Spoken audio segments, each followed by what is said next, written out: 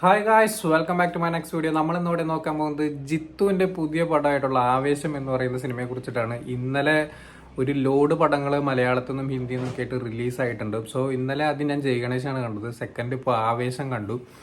ആവേശം എടുത്തു പറയേണ്ട ഒരു പടം തന്നെയായിട്ടാണ് തോന്നുന്നത്. കാരണം ഇത് തിയേറ്ററിൽ നിന്ന് തന്നെ കാണണം എന്നുള്ളതാണ് എൻ്റെ ആദ്യത്തെ ഒരു ഒപ്പീനിയൻ എന്ന് പറയുന്നത്. കാരണം ഇതിപ്പോൾ രോമാഞ്ചൊക്കെ കണ്ട് OTT റിലീസായതിനു ശേഷം ഒരുപാട് പേര് പറഞ്ഞിട്ടുണ്ടായിരുന്നു ഓവർ റേറ്റഡ് പടമാണെന്നൊക്കെ പറഞ്ഞിട്ടുണ്ടായിരുന്നു. ഈ ഒരു സിനിമയും അതുപോലെ ആവാനുള്ള സാധ്യത വളരെ കൂടുതലാണ്. കാരണം കിഡിലൻ ഒരു ഫൺ റൈഡ് തന്നെയാണ് ആവേശത്തിന്റെ ഫസ്റ്റ് ഹാഫ്.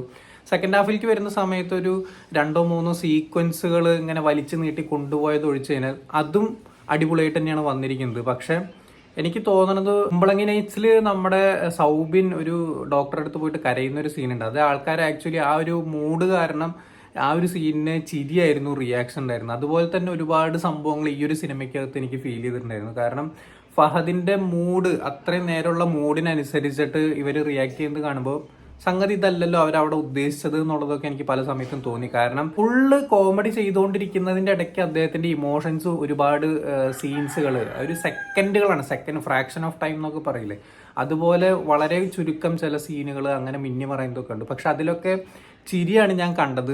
എസ്പെഷ്യലി ക്ലൈമാക്സ് സീൻസിലൊക്കെ കുറച്ച് ഭാഗങ്ങളൊക്കെ അങ്ങനത്തെ കുറെ സാധനങ്ങളുണ്ടായിരുന്നു. എസ്പെഷ്യലി പിന്നെ പറയണ്ടല്ലോ, ഫഹദ് ഫാസിലാണ് നായകസ്ഥാനത്ത് നിൽക്കുന്നത്. ആള് ചെത്തറിച്ചിട്ടുണ്ട്. പക്ഷെ ഷമ്മിയുടെ ഒരു നിഴൽ അവിടെ ഇവിടെയൊക്കെ ആയിട്ടൊക്കെ കണ്ടു. പക്ഷെ എന്നാലും ഇങ്ങനെ ഒരു ക്യാരക്ടർ, ഇത്രയും ഹൈപ്പർ ആയിട്ടുള്ള ഒരു ക്യാരക്ടർ ചെയ്യാൻ മലയാളത്തിൽ ഇപ്പോൾ നിലവിൽ വേറെ ആരുമില്ല.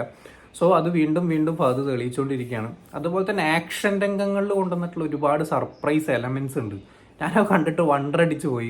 എസ്പെഷ്യലി ഇന്റർവെൽ സമയത്തുള്ള ഫൈറ്റ്, അതുപോലെ തന്നെ ക്ലൈമാക്സിലുള്ള ഫൈറ്റ് സീക്വൻസ് ഒരു രക്ഷയില്ല. വൗ എന്നല്ലാണ്ട് വേറൊന്നും പറയാനില്ല. ഫൈറ്റ് കൊറിയോഗ്രാഫറൊക്കെ കിണ്ണം കാച്ചിട്ട് ചെയ്തു വെച്ചിട്ടുണ്ട്. അതുപോലെ തന്നെ സിനിമാറ്റോഗ്രാഫി ആയിക്കോട്ടെ, ബാക്ക്ഗ്രൗണ്ട് സ്കോർ നമ്മുടെ സുഷിൻ ശ്യാമാണ് ചെയ്തിരിക്കുന്നത്.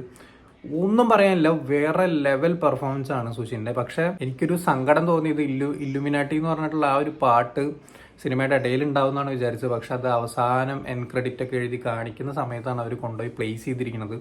അത് മാത്രമാണ് ഒരു വിഷമം ഫീൽ ചെയ്തിട്ടുണ്ടായിരുന്നത്. കാരണം ആ ഒരു പാട്ടും കൂടിയും ഈ ഒരു സിനിമയുടെ ഒപ്പം എൻജോയ് ചെയ്യാൻ വേണ്ടിയിട്ടാണ് ഞാൻ ആ ഒരു തിയേറ്ററിനകത്തേക്ക്, ഞാൻ ദേവേൽ പോയിട്ടാണ് കണ്ടത് സ്ക്രീൻ 1. പടത്തിൽ പിന്നെ എടുത്തു പറയേണ്ട മെയിൻ ക്യാരക്ടേഴ്സിൽ 3 പേരാണ് ആ ഒരു കോളേജിൽ പയ്യന്മാരെന്ന് പറയുന്നത്.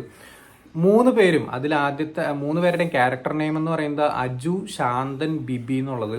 അതിൽ അജുവും ശാന്തനും ഫസ്റ്റ് ഹാഫിൽ വേറെ ലെവലിൽ ചെയ്തു വെച്ചു. ബിബിക്ക് വലിയ കാര്യമായിട്ടൊന്നും എന്താ പറയുക ചെയ്യാനില്ലാത്തതുപോലെയൊക്കെ ആയിരുന്നു. പക്ഷെ അയാളിൽ കൂടിയാണ് കുറെ കഥയൊക്കെ നീങ്ങുന്നതെങ്കിലും ചെയ്തു വരുന്ന സമയത്ത് ഇയാൾക്ക് മറ്റുള്ള രണ്ടാൾക്കാരെ അത്ര പെർഫോം ചെയ്യാൻ പറ്റുന്നില്ല, അല്ലെങ്കിൽ അത്രയൊന്നും ഇല്ല എന്നുള്ളൊരു ഫീല് തോന്നി. പക്ഷെ സെക്കൻഡ് ഹാഫിലേക്ക് എത്തിയ സമയത്ത് നേരെ ഉൾട്ടടിച്ച് ആ ചങ്ങായി, ബിബിൻ എന്ന് പറഞ്ഞ ക്യാരക്ടർ ചെയ്ത ചങ്ങായി വേറെ ലെവലിൽ എത്തിച്ചിട്ടുണ്ട്. ആ എസ്പെഷ്യലി ക്ലൈമാക്സിനോടൊക്കെ അടുപ്പിക്കുന്ന സമയത്ത് സൂപ്പർ പെർഫോമൻസ് ആയിരുന്നു. ആ 3 പേരും, ശാന്തൻ എന്നൊക്കെ പറയുന്നത് നമ്മുടെ ഇപ്പോഴത്തെ അജു വർഗീസിന്റെ ഒരു തുടക്കത്തിലെ കുറച്ച് കാലഘട്ടം ഉണ്ടല്ലോ, നമ്മുടെ മലർവാടി ആ ഒരു സമയത്തൊക്കെ ഉള്ള അജു വർഗീസിനൊക്കെ പകരം വെക്കാൻ പറ്റുന്ന തരത്തിലുള്ള ഒരു റീപ്ലേസ്മെന്റ് എന്നൊക്കെ പറയില്ലേ, അത്തരത്തിലുള്ള ഒരു ആക്ടറായിട്ടാണ് ഈ ശാന്തൻ എന്ന് പറയുന്ന ക്യാരക്ടർ അവതരിപ്പിച്ചു വെച്ചിരിക്കുന്ന ആ പയ്യനെ എനിക്ക് തോന്നിയത്.